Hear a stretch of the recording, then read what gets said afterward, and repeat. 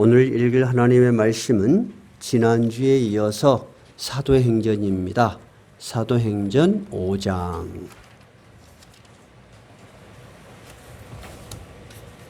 제가 가진 성경은 신약 성경입니다. 신약 성경 195쪽입니다. 195쪽 신약 성경 사도행전 5장입니다. 다 찾으셨습니까?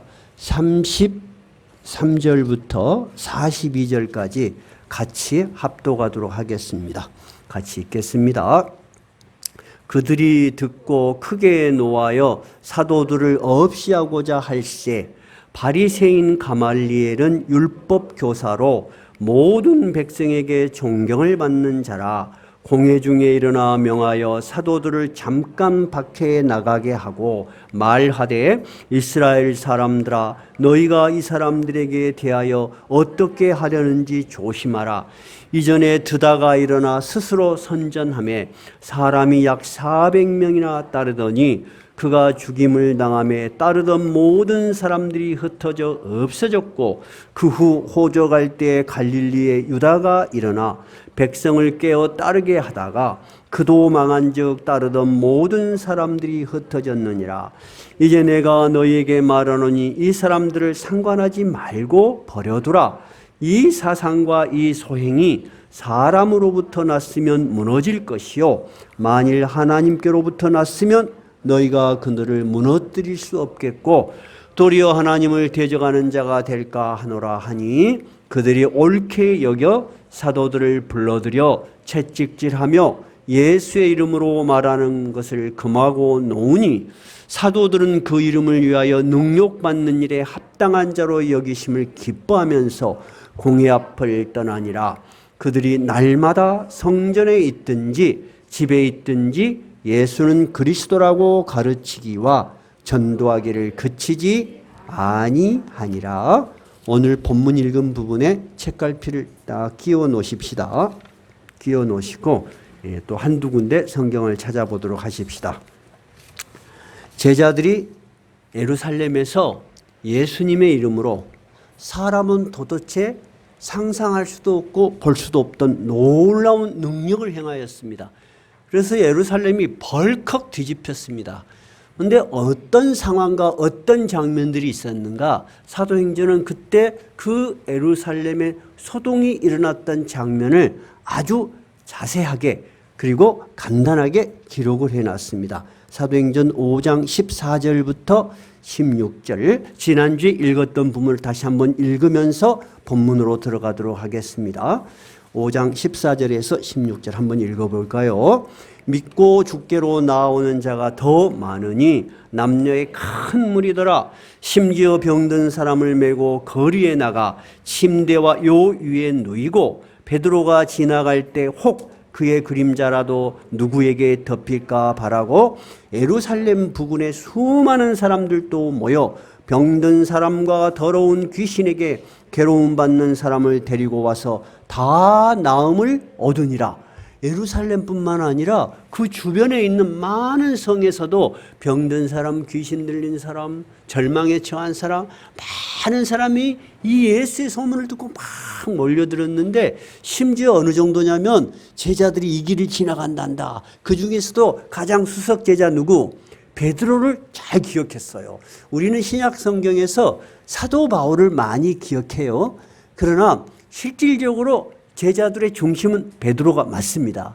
이 베드로가 지나가는 길에 혹시 환자가 눕혀놓으면 지나가다가 베드로 그림자라도 쓱 스치면 낫지 않겠는가 그런 기대가 있었단 말입니다.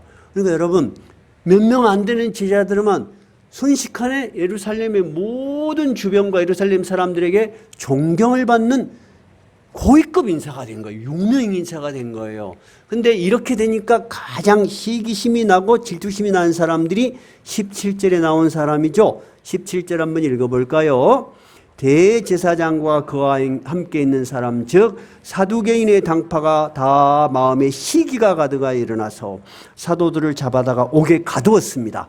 그리고 이제 옥에서 끌어내서 신문을 하는 장면이 지난주 설교에 핵심이었습니다. 첫째 신문의 내용이 뭐였어요? 너희들 1차 투옥 때 처음에도 너희들을 옥에 가두고 풀어줄 때 어떻게 말했냐? 예수의 이름으로 말하지도 말고 이 사람 말 꺼내지도 마. 가르치지도 말고 꺼내지도 마. 그리고 풀어줬는데 너희들이 이 명령을 어겼다는 거야. 그래서 71명의 최고 권력자들이 최고 상급 재판기구예요. 산헤드린 공회가 또 모여서 이들을 다 둘러싸고 이제 엄벌에 처할 것입니다. 엄벌에 처하기 위해서 지금 신문의 과정을 거치고 있는 것입니다. 그런데 너희들이 그 명령을 어겼다. 제자들이 뭐라고 말하죠? 우리가 당신들이 유대 종교, 우리가 오랫동안 믿어온 종교의 권위자라는 거 인정한다. 근데 우리가 당신들 말을 듣는 것과 하나님 말을 듣는 것 중에 어떤 것이 더 중요하겠냐? 누가 봐도 여러분 누구겠어요? 하나님 말을 듣는 것이 옳다고 해야지 답이겠죠? 왜냐하면 그들도 하나님을 섬기는 종교인들이니까. 그러면서 제자들이 그러면 그 하나님이 우리에게 일러주신 말이 뭐고 우리가 너희들한테 전할 말이 뭔가를 생생하게 전합니다. 첫 번째가 뭐였어요? 너희들은 하찮은 죄수로 로마의 형법에 의해서 너희들이 무고한 사람을 고발해서 십자가에 죽였다. 그리고 끝난 줄 알았는데 그렇지 않다. 그 예수를 그 하나님이 누구예요? 너희들이 믿고 우리가 지금까지 믿어왔던 그 말입니다. 굉장히 그게 핵심이에요. 지금 그 하나님이 다시 살리셔서 누구로 삼았다? 오늘 우리 찬양했죠. 예수 우리 왕이요. 2절은 예수 우리 주시요. 똑같은 말이에요. 우리가 가장 높게 존경해야 될 왕으로 그리고 우리의 구원할 구주로 삼으셨다. 그렇게 이야기를 하는 거예요. 그러면서 이 예수의 이름으로 죄사함을 받고 회개하고 죄사함을 받아라. 그것이 하나님의 뜻이다. 근데 우리는 이것을 누구한테 배운 것이 아니고 우리가 생생하게 다 봤다. 우리가 하는 말은 뭐 연구를 해가지고 누가 굉장한 지식이 있는 사람이 가르쳐서 되는 게 아니고 우리는 직접 봤다. 그리고 우리 안에 있는 성령도 이 말이 진실이라는 것을 증언하게 하신다. 이렇게 이야기를 했어요. 그러니까 그들이 그 말을 다 듣고 내린 결론이 뭐예요? 그 결론이 바로 오늘 읽은 33절 본문입니다. 자, 어떻게 했어요? 그들이 듣고 크게 노하여 사도들을 없이 하고자 할세. 죽여버려야 되겠다. 영어 성경은 슬레이라는 단어를 썼어요. 살해해버리는 거예요. 즉 이것들은 정식 재판 길게 끌 것도 없어. 신성모독이다 하고 사람들한테 이야기하면은 이 산헤드린 공회에서 이야기를 하면은 회중들이 돌로 쳐서 죽여버리면 끝이에요. 이 정도의 권력은 로마에서도 인정을 해요. 근데 예수님은 너무 유명한 인물이고 너무나 놀라운 인물이어서 자기들 손으로 죽이면 밀란이 일어날 것 같았어. 근데 이 제자들은 하찮은 못 배우고 갈릴리 어부라는 거 다 알아. 그러니까 죽여버리려고 했어요. 근데 이들은 왜 이렇게 분노를 할까요, 여러분? 왜 이렇게 분노를 할까요? 우리가 생각을 하면 나쁜 놈의 새끼들. 그럴 수 있어요. 근데 그렇지 않아요, 여러분. 이 사람들도 여러분 잘 들어봐요.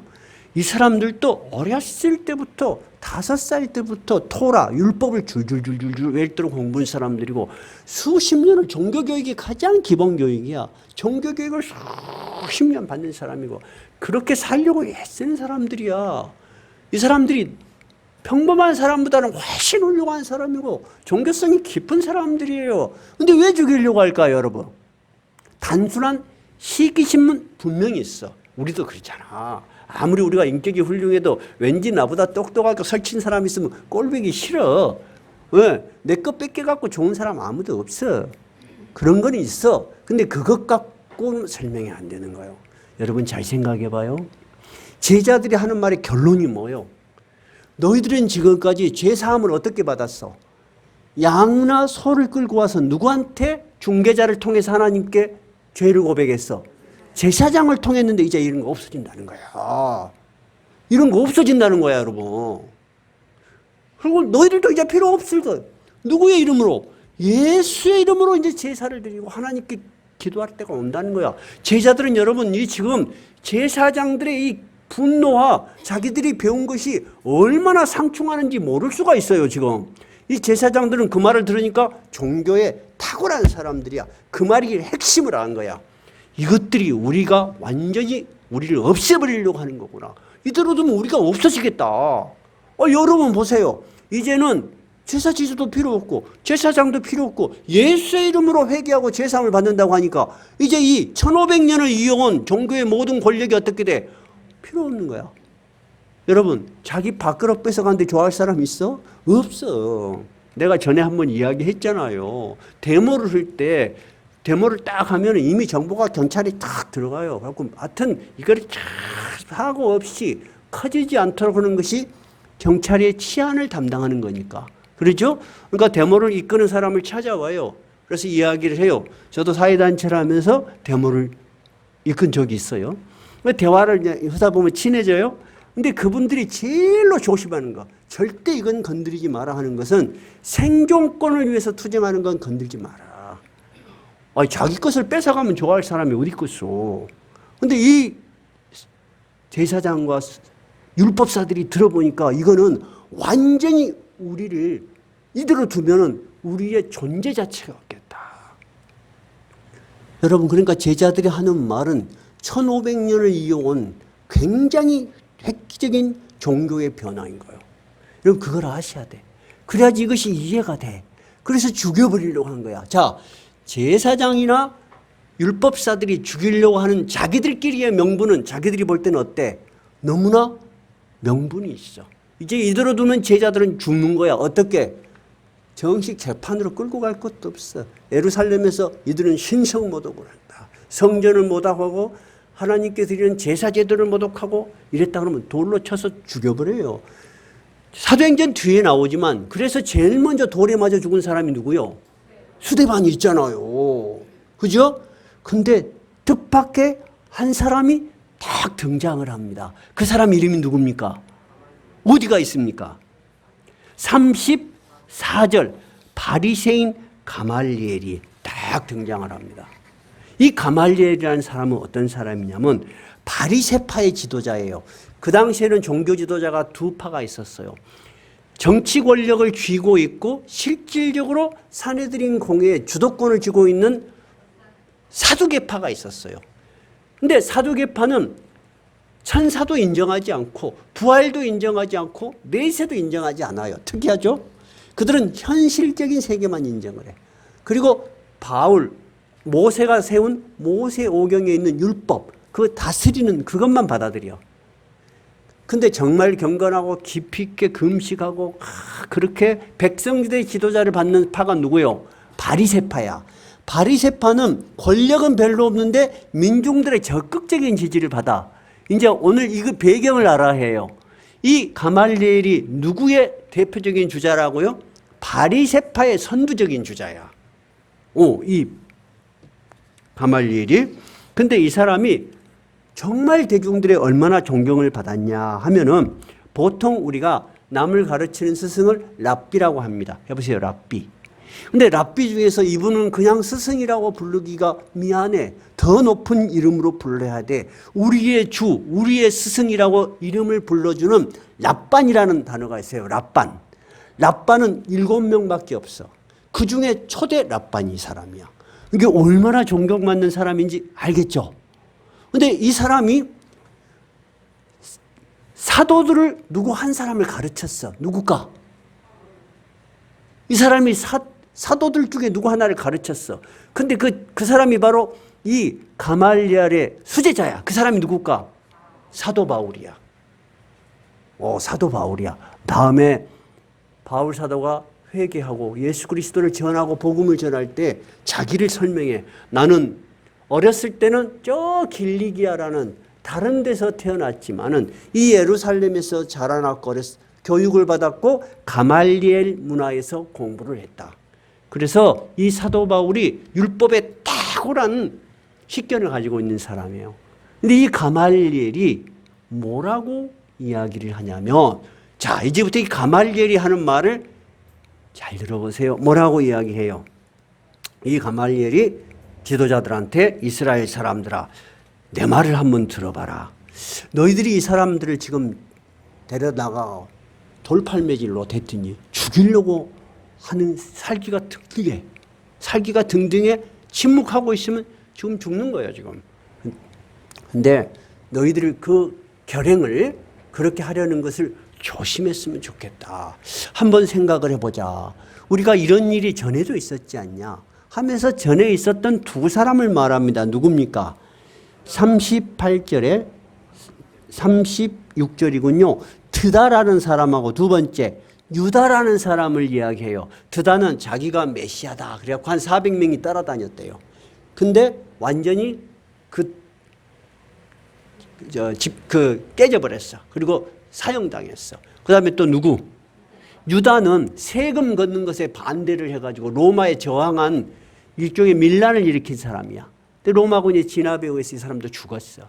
그때 얼마나 했냐? 기세가 등등했지 않냐? 근데 조금 지나니까 어찌 됐냐? 결국은 다 사그러졌지 않냐? 그러니까 만약에 이들이 하는 주장이 진짜 하나님으로부터 나온 주장이라면 우리가 방해를 하면 우리가 누구를 방해하는 거다? 하나님을 대적하는 것이 되고, 그렇죠? 그들이 꾸몄거나 그들이 스스로 생각해낸 것이라면 어디 가겠냐? 없어질 것이다. 이렇게 이야기를 했어요. 그럼 여러분, 왜 이 가말리엘은 이런 말을 했을까요? 이게 참 신기해요. 왜 그랬을까요? 한번 생각해 봐요. 성경에는 없어요. 왜 그랬을까요? 사람의 지혜로 판단했을 때 이런 지혜를 가지고 했을 수도 있어요. 경험이 많고 지혜가 많은 사람이니까. 그럴 수도 있지만 제 생각에는 이 제자들에 대한 많은 소문을 들었을까 안 들었을까? 들었지. 예수 그리스도를 십자가에 죽였다는 그 사실을 알까 모를까? 알지. 그 당시 다 모였거든. 예수 그리스도가 분명히 죽었는데 살아났다고 한단 말이야. 근데 이 사람들은 범인이야. 배운 것이 없는 사람이야. 그리고 네 이리 와. 그럼 놀라서 도망갈 사람들이야. 근데 어떻게 이 사람들이 이렇게 담대할까? 이 사람들의 능력은 정말 어디서 나온 것일까? 여러분 궁금할 수 있겠죠. 그러니까 가말리엘은 단순한 인간의 감정으로 보지 않고 뭔가 이 안에 신비한 느낌을 가졌을 수 있겠다. 저는 그런 추측을 합니다. 여러분 생각은 어떠십니까? 여러분도 저하고 비슷한 생각이 드십니까? 근데 우리가 성경에 없는 것을 마치 있는 것처럼 명확하게 말하는 것은 위험할 수 있습니다. 조 장로님, 선풍기 좀 꺼주십시오. 우리 권사님 추우신가 봐. 이제 이 가말리엘이 그렇게 말한 것 이해가 되시죠? 그러니까 이 사람들이 들어보니까 그럴듯하기도 하고 자기들도 뭔가 섬찟한 느낌이 들었으리라고 생각해.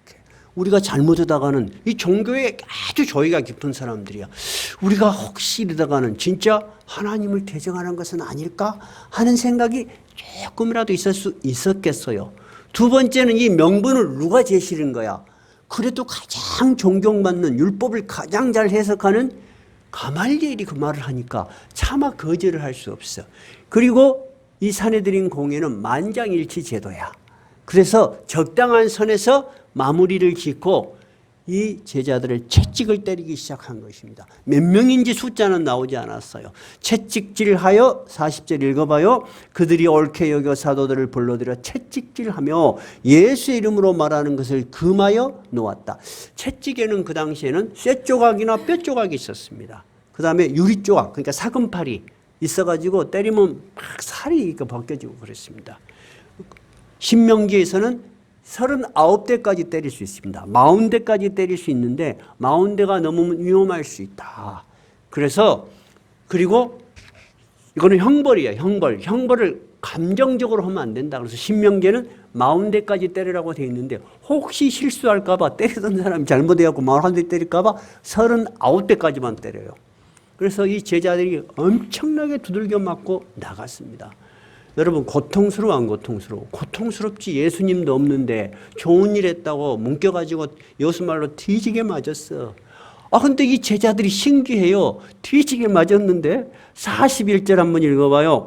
사도들은 그 이름을 위하여 능욕받는 일, 모욕받고 고난당하는 일이에요. 능욕받는 일에 합당한 자로 여기심을 기뻐하면서 공의 앞을 떠나 야 우리가 이제 진짜 예수님 제자가 된 것 같다. 우리한테 이런 자격이 생기다니. 여러분 이 제자들 미친 사람 아니요? 둘 중에 하나야 분명히. 이들 안에는 우리가 이해할 수 없던 어떤 확신이 있거나 미친 거나 둘 중에 하나요. 목사님이 미쳤다 하니까 단어가 조금 너무 좀 지성인답지 않습니까? 다른 말을 써야지 좋을 것 같습니까? 아니요. 사도 바울이 다음에 자기가 이야기를 쫙 하니까 그 말을 다 듣고 있던 왕들이 유대 최고 왕들이 하도 호기심이 많아서 이 사도 바울이라는 사람이 굉장히 공부를 많이 하고 가문도 좋고 태어날 때부터 로마 시민권을 가지고 있다는데 예수를 전하고 다니면서 저 고생을 한다니까 이해가 되겠어? 호기심이 나가서 너 어떻게 해서 이렇게 돼 있냐? 그러니까 자기 이야기를 쭉 해. 그러니까 그 사람들이 듣고 뭐라 그래요? 사울아, 네가 미쳤도다. 미쳤다 한다니까? 네가 공부를 너무 많이 해서 미쳐버렸다. 그렇게 이야기를 해. 그럼 여러분 이 제자들이 지금 둘 중에 하나예요. 이 사람들이 지금 매를 맞아도 희죽희죽 웃고 다닌다 그 말이요. 좋다고 막 매를 맞다니 우리가 예수님의 제자가 진짜 된 것 같다. 우리가 이런 자리에까지 오다니 하고 기뻐했다는 거예요. 그리고 집에 돌아가서도 야 이제 우리 그만 맞자. 우리 적당하게 어디쯤 숨어서 가자 한 것도 아니요. 42절 그들이 날마다 성전에 있든지 집에 있든지 예수는 그리스도라고 가르치기와 전도하기를 그치지 아니하였다. 근데 우리는 오늘 본문에서 두 가지를 확실히 생각해야 돼요. 이 제자들이 좀 정상적이 아니야. 좀 나쁜 말로 좀 미쳤거나 두 번째는 이 안에 우리가 알지 못하는 정말 놀라운 신비가 있다. 우리는 그렇게 이해할 수 있어요. 그러면 왜 제자들은 이렇게 고난을 당하면서도 즐거워하고 기뻐할까? 우리는 이제 오늘 본문을 통해서 살펴볼 거예요. 우리가 신앙인으로서 산다는 거, 우리가 신앙을 처음 접했을 때 또는 전도를 받았을 때, 그리고 우리가 전도를 할 때는 여러분 어떤 기대와 어떤 말씀을 전하십니까? 신앙생활을 하면 마음이 편하다. 좋지요? 그리고 위로가 된다. 분명히 맞습니다. 그리고 좀 더 나아가서 건강하고 또 잘 산다. 복 받는다. 그런 말들 다 하시죠? 그런 말은 여러분 너무나 정상적인 이야기예요. 때로는 어떤 분들이 현대 기독교는 기복주의야. 그리고 그렇게 막 비판을 하는데 저는 이해가 잘 안 돼요. 뭔가 잘못된 것을 비판하기 위해서 너무 중요한 것을 잃어버릴 수가 있어. 여러분 신앙의 본질은 편안하고 행복하고 잘 되는 거 기본적인 복입니다. 근데 거기만 있다면 그것만을 가르친다면 불균형적인 신앙이 되는 거예요. 여러분 신앙생활하면서 네 예수 믿으면 고난받는다. 네 예수 믿으면 가서 채찍에 맞는다. 그러면 나 그런 예수 믿어볼래. 그럴 사람 있을까? 좋다. 여러분이 처음 이제 예수를 접해요. 자, 예수를 믿으면 편안하고 마음에 편안하고 위로를 받고 하는 일이 잘 된다. 그렇게 했을 때 예수 믿고 싶습니까? 너 예수 믿으면 고난받고 채찍 맞고 순교의 십자가를 질 수 있다. 누가 나한테 그렇게 말을 했어. 그러면 나는 예수 믿겠다. 둘 중에 하나 해봅시다. 양심적으로 우리가 지금 참 예수를 접하는 사람이다. 1번을 나는 선택하겠다. 손 들어보세요. 1번. 오케이, 좋아. 나는 2번을 선택하겠다. 손 들어보세요. 없잖아요. 여러분 신앙이라는 것을 너무 특이한 상황에서 특이한 교리로 몰아가는 것은 굉장히 위험한 거예요. 내가 많은 분들을 접해보니까 바른 신앙, 바른 신학을 한다고 하면서 너무 외골수적인 그런 것을 정통으로 이해를 많이 해. 그것이 틀린 것이 아니고 그거 플러스 다른 것까지 있어야 되는 거예요, 여러분. 분명히 신앙의 본질은 여러분 그런 거예요. 그러면 하나님께서 예수님께서 평안하라 축복한 것은 뭐예요? 그럼 일용할 양식을 위해서 기도하라는 건 뭐예요, 그러면? 맞지요? 그런데 예수님은 분명히 제자들에게 가르치셨어. 그것 말고 또 있다는 거야. 그게 뭐죠? 마태복음 16장 24절에서 예수님께서 제자들에게 너희는 지금까지 나를 누구라고 생각하고 따라다녔냐 하고 3년을 공부 가르치고 마지막 테스트를 하십니다. 너희는 나를 누구라고 하고 따라다녔느냐. 그러니까 베드로가 정말 정답을 말해갖고 예수님 100점 촥 동그라미 쳐줬어. 잘했다 시몬아. 네가 이것을 알게 한 것은 사람의 뜻이 아니요 하나님이시다. 100점 줬어. 그때 신앙 고백이 뭐예요? 주는 그리스도시요 살아계신 하나님의 아들이십니다. 다 100점이요. 아무도 그런 고백을 못해. 살아있는 사람한테 주는 그리스도시요 하나님이 보내신 하나님의 아들 신이십니다. 그런 사람이 어디가 있겠어. 잘했다 그랬어. 베드로 엄청 기분이 좋았어요. 근데 예수님이 그리고 나서 뭔 이야기를 하냐면 내가 이제 십자가에 죽을 거다 그래. 고난을 받고 죽을 것이다. 너희들을 떠날 것이다 해. 베드로가 들어보니까 자기가 생각한 거하고 너무 달라. 자기 신앙 고백은 멋있었어. 이제 내가 100점 맞았으니까 베드로는 이제 앞으로 어떻게 생각을 해? 이제 예수님 앞에 딱 1번으로 돼가지고 승승장구 잘 나갈 거다고 생각했는데 예수님이 뜻밖의 말을 하니까 베드로가 한쪽에 끌고 가서 그런 말 하지 말라고 왜 이렇게 좋은 분위기 깨냐 이런 말이야. 왜 예수님 고생하는 이야기 합니까? 고난당한 이야기를 왜 하십니까? 예수님 뭐라 그래요? 사단아 물러가라. 너는 내 일을 망치는 자라는 거야. 그러면서 예수님이 뭐라 그래요? 적어놓아 보실래요? 마태복음 16장 24절이에요. 그냥 기억해 놓으세요. 마태복음 16장 24절 한번 따라해 보세요. 누구든지 나를 따라오려거든 자기를 부인하고 자기 십자가를 지고 나를 따를 것이니라.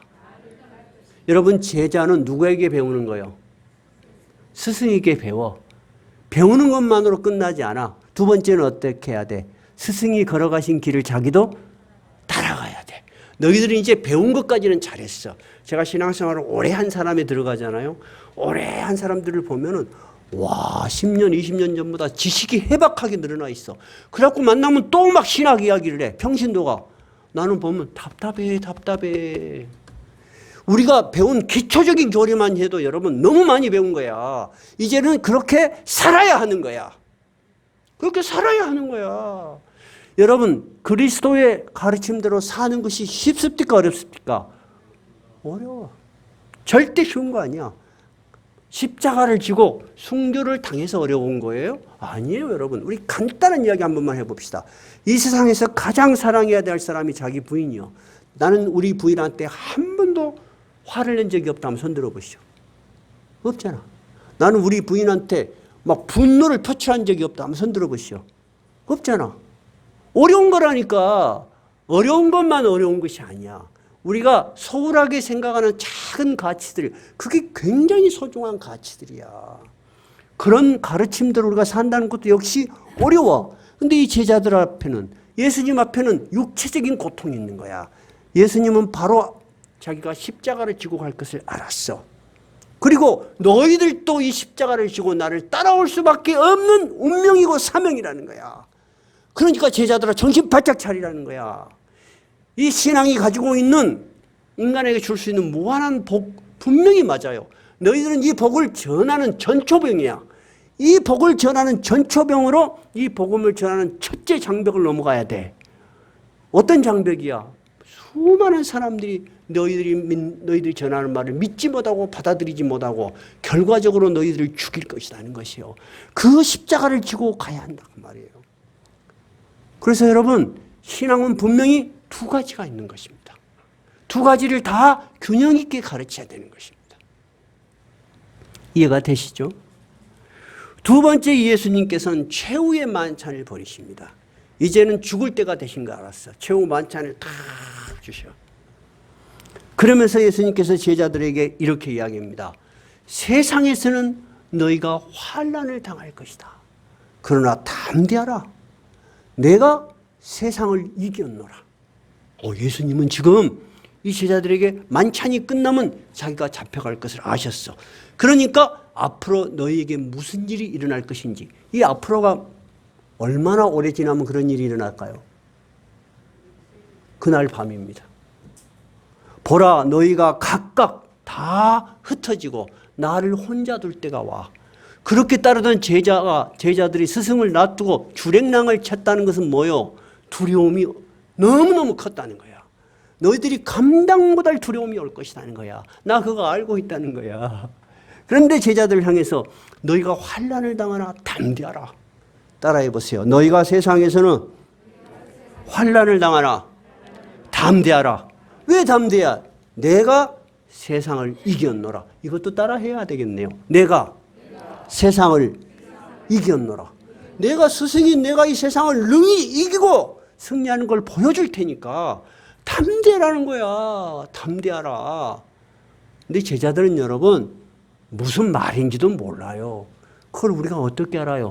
진짜 예수님이 십자가에 신문을 당할 때 베드로는 어때요? 나는 3번이나 저 사람 몰라요. 나 저 사람 저 갈릴리 저 사람 나 몰라요. 내가 저 사람 알면 나 천벌 받아요.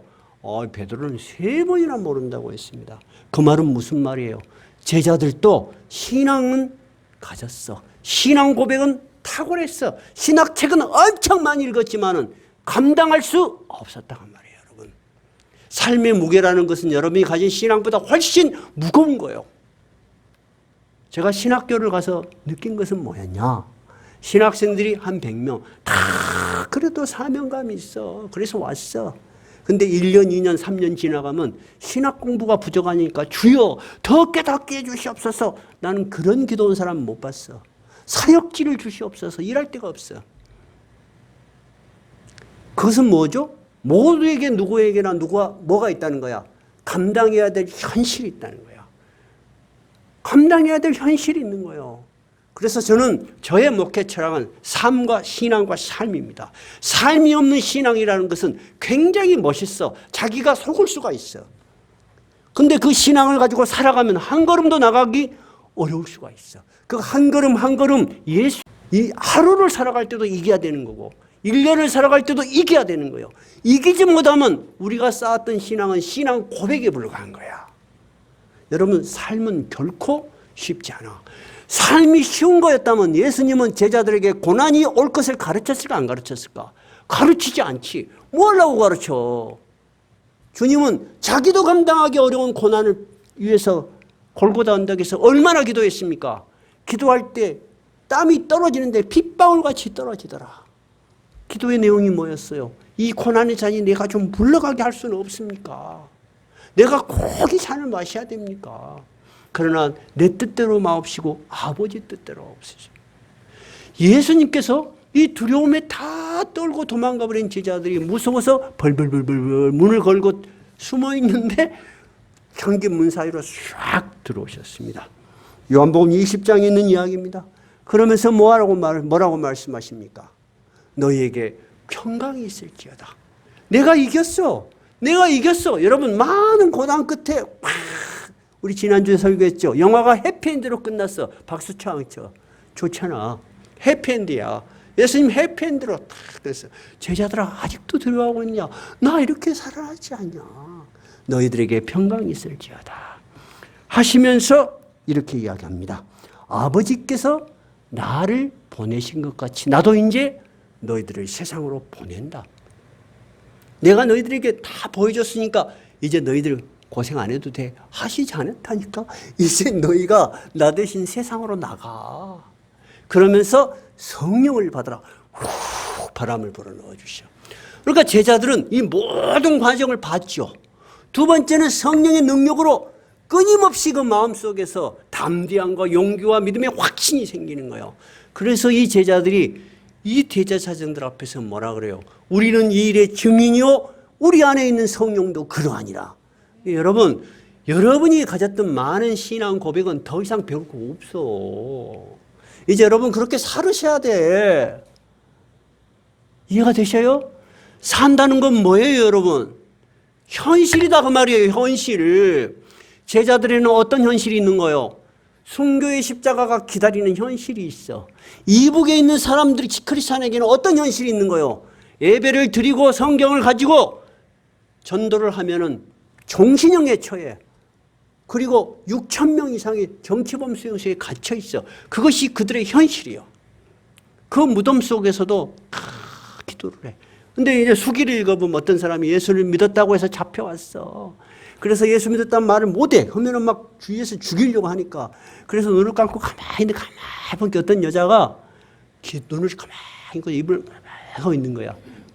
그래서 살짝 옆에 가서 자기도 눈을 감고 열으니까 당신이 예수 믿다 왔어. 그러니까 그렇다니까 우리 같이 기도합시다. 그랬다는 거야. 그 사람들에겐 그것이 바로 그들의 현실이요. 여러분, 예수를 믿으면 잡혀서 감옥에 가고 두들겨 맞고 정치범 수용소에 갇히는 현실을 원하십니까? 신앙의 자유가 무한한 이 현실을 원하십니까? 어떻습니까? 후자죠. 우리는 이 후자 속에 살고 있기 때문에 우리는 감사해야 되는 거예요. 우리는 감사해야 돼. 그러면 우리에게는 고난이 없습니까? 아닙니다. 고난이 아닙니다. 우리가 살아가는 그 한 걸음 한 걸음마다 우리는 하나님의 말씀대로 살 수 없는 세상의 많은 유혹과 그 다음에 시련 속에 살고 있습니다. 이런 많은 유혹과 시련을 예수 그리스도의 이름으로 한 번씩, 두 번씩, 세 번씩 걸어 나가는 거 여러분 쉬웠어요? 어려웠어요? 어려웠어요. 신기하게 말입니다. 신앙의 열정은 고난이 있을 때는 뜨거워. 근데 잘 살고 국가가 경제적으로 부유해지면 타락하기 시작해. 신앙을 유지한다는 건 여러분 꼭 외적인 외압이 있어서 어려운 것이 아닙니다. 제가 아주 오래전에 김진홍 목사가 그 가난한 사람들, 그 청계천의 가난한 사람들을 어떻게 하면 이 사람들이 자립을 할까? 넉마주의를 했어. 넉마주의. 그래갖고 넉마주의들이 이끌고 아침마다 나가. 갖고 다 갖고 갔다 와갖고 그거 갖고 밀가루 사갖고 또 하고 그때 다 믿음이 좋았대요. 근데 하루는 넉마를 하러 갔는데 뭔 봉지가 하나 있어. 그 넉마한 사람이 굉장히 믿음이 좋았대. 신실했어. 근데 그걸 넉마를 갖고 탁을 하니까 묵직해. 보니까 돈뭉치야. 돈뭉치. 오메 이게 이제 넉마주의가 큰 돈을 얻었으니까 얼마나 감사하겠습니까? 하나님께 감사하고 그 같이 일행들이 다 쓰고 그래야지 정상이죠. 그 다음 날부터 안 나와버려. 그럼 어디 갔을까? 그 돈 갖고 술 마시러 갔겠지. 옛날에 마시던 술도 얼마나 좋았어. 술 마시고 놀아보시오. 재밌어. 여러분 옛날에 가졌던 많은 즐거움을 다 버려야 해. 그리고 예수를 믿는 경건한 즐거움을 추구해야 돼. 내가 추구하는 세상적 욕망을 좀 내려놓고 예수 그리스도를 따라가는 길을 걸어야 돼. 근데 여러분, 세상 사람들은 하지 않는 여러분, 교회를 위해서 헌신하고 충성하고 또 돌보고 또 복음을 전하는 것입니다. 여러분들이 복음을 전할 때 그냥 쉽게 말이 나옵니까? 들어갔다 나갔다 합니까? 들어갔다 나갔다 들어갔다 나갔다. 그래. 얼마나 힘든 일이요. 여러분 그 모든 것들이 십자가를 지고 가는 삶입니다. 나는 그래서 그리스도인의 삶은 참으로 거룩한 삶이다. 그 누구도 추구하지 않는 삶입니다. 여러분 여기 계시니까 나는 많이 못 배웠어. 나는 가진 것이 많이 없어. 내 같은 사람이 그렇게 생각하십니까? 아니에요. 여러분은 그 자체로 굉장히 훌륭한 사람입니다. 인격적으로도 훌륭하시고 지적으로도 훌륭한 분들이에요. 근데 자기한테 너 훌륭해. 그렇게 말하기 어렵잖아요. 그럼 옆에 사람한테 해줍시다. 당신은 훌륭하십니다. 해보세요. 당신은 참 훌륭하십니다. 진짜 여러분은 훌륭하신 분입니다. 여러분들도 사회생활을 많이 했지만 저도 많이 했어요. 많이 했습니다. 그런데 여러분 매주 나와서 이렇게 아름다운 신앙생활을 한다는 거 여러분 굉장히 훌륭한 거예요. 여러분 안에 고귀한 지성이 없으면 여러분 이렇게 지속적으로 신앙생활하기 어렵습니다. 정말 어려운 겁니다. 여러분은 그리스도 안에서 거듭난 사람이고 새로운 생명이 있는 사람입니다. 그러면 이 베드로 사도는 이런 주님의 고난을 많이 겪었을 것입니다. 그리고 그가 죽을 무렵 쓴 편지가 베드로 전서 후서죠. 이 베드로는 자기가 겪었던 수많은 고난을 어떻게 이해를 하고 어떻게 가르쳤을까 한번 찾아보고 싶네요. 베드로 전서 5장 10절. 제가 가진 성경은 383쪽입니다.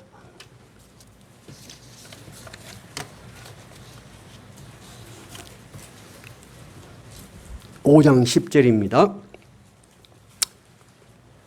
다 찾으셨어요? 한번 읽어볼까요? 시작. 모든 은혜의 하나님 곧 그리스도 안에서 너희를 부르사 자기의 영원한 영광에 들어가게 하신 이가 잠깐 고난을 당한 너희를 친히 온전하게 하시며 굳건하게 하시며 강하게 하시며 털을 견고하게 하시리라. 자, 바울 사도가 말하는 건 무슨 말이냐? 우리가 믿는 하나님은 어떤 하나님입니까? 모든 은혜를 주실 수 있는 자비로우시고 선하시고 정말 우리를 위로해 주시는 하나님이다. 여러분, 이 하나님을 믿으셔야 합니다. 두 번째는 뭐예요? 그 하나님이 그리스도 안에서 우리를 불렀다는 것입니다. 이해가 됐죠? 근데 불렀는데 우리에게는 참으로 이러저러한 고난이 있어. 이 성경 그대로가 아니고 원문 순서대로 하면은 이렇게 되어 있습니다. 너희들이 고난을 당할 때, 그런 말입니다. 너희들이 고난을 당할 때 그 하나님이 너희를 친히 온전하게 하신다. 이것은 회복시키신다는 것입니다. 영어로 리스토어. 믿음에서 떨어진 것을 다시 회복시켜줘. 두 번째, 그 다음에 흔들리지 않게 굳건하게 하셔. 그 다음에 힘을 줘. 스트롱, 강하게 하셔. 그 다음에 견고하게 하시라. 이제는 안 무너져. 이제 튼튼하죠. 그런 잠깐의 고난을 당할 때도 하나님이 그 고난을 통해서 너희들에게 이런 훈련을 시키신다는 거예요. 그리고 자기의 영원한 영광에 들어가게 하실 것이다. 그 순서가 어때요? 하나님이 부르시고 잠깐의 고난을 통해서 훈련시키셔서 세 번째는 자기의 영원한 영광에 들어가게 하신다. 여러분, 이것이 바울 사도 베드로가 우리에게, 자기 자신에게, 자기 자신이 경험했고 우리에게 고난, 우리가 어떻게 고난을 이해할 것이냐 하는 것입니다. 그러면 우리에게 고난은 있다 없다? 있다. 근데 그것은 길다 짧다? 하나님의 시간 속에서는 다 짧은 시간이야. 잠깐 고난이야. 왜? 그분은 우리에게 영원한 영광을 주실 수 있기 때문에. 그러죠? 내가 우리 연구원사님 이번에 병원에 계실 때 참 그런 기도를 많이 했습니다. 오히려 우리 권사님이 저한테 메시지를, 목사님, 저는 슬퍼하지 않습니다. 하나님께서 지금까지 쉼 없이 일해왔는데 좀 쉬라고 저에게 기회를 주신 걸로 생각합니다. 여러분, 힘들지 않고 걱정되지 않아서 그런 것이 아닙니다. 걱정과 근심과 염려를 뛰어넘는 어떤 신앙의 세계가 있기 때문에 우리는 그것을 붙들고 한 걸음 한 걸음 나아가는 것입니다. 근데 하나님은 우리의 그런 고난을 아신다 모르신다? 아신다는 거예요. 지금 아시니까 회복시키시고, 두 번째 뭐라 그래요? 굳건하게 하시고, 그 다음에 강하게 하시며, 그 다음에 털을 견고하게 하시리라. 여러분, 그렇게 해서 여러분의 신앙이 한 걸음 한 걸음 켜켜이 다져진 거예요. 우리에게 고난은 여러분, 고난으로 끝나지 않습니다. 재수가 없어서 생긴 일도 아니고 운이 없어서 생긴 일도 아니고 모든 세상에 일어나는 일은 누구는 알고 계신다? 하나님은 알고 계셔. 하나님은 이 고난을 통해서 우리를 친히 회복시키시고 온전하게 하시고 강하게 하시고 다시는 무너지지 않는 견고하게 하셔서 자기의 영원한 영광에 들어가게 하실 것입니다. 사도들의 이런 믿음의 확신이 있었기 때문에 오늘 다시 본문으로 돌아가 봐요. 오늘 본문 그들이 어떻게 했는가? 41절 한번 읽어봐요. 1절부터 시작. 사도들은 그 이름을 위하여 능록받는 일에 합당한 자로 여기심을 기뻐하고 공의 앞을 떠나니라. 그들이 날마다 성전에 있든지 집에 있든지 예수는 그리스도라 가르치기와 전도하기를 그치지 아니했더라. 세상에 어떤가 환난과 핍박이 와도 우리는 우리의 믿는 신앙을 멈추지 않았다는 것입니다. 이 믿음의 확신이 여러분에게 있기 바랍니다. 찬송가 341장입니다.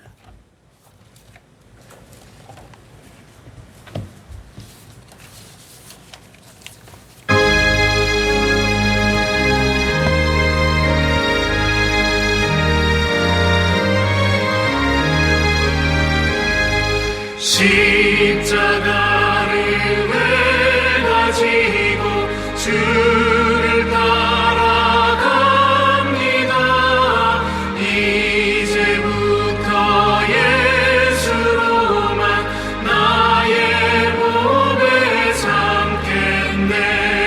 세상에서 구비영화 모두 잃어버려도 주의 평안 내가 받고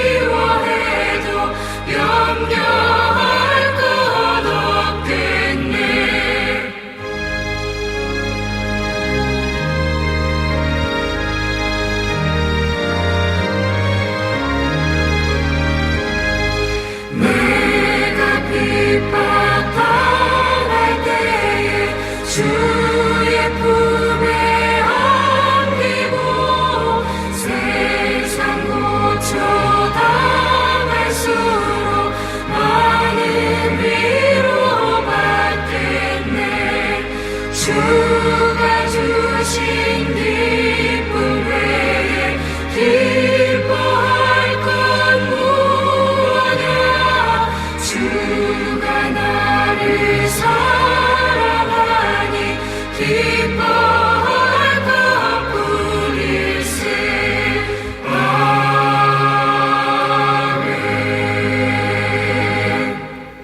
나에게 주어진 십자가를 주님의 이름을 붙들고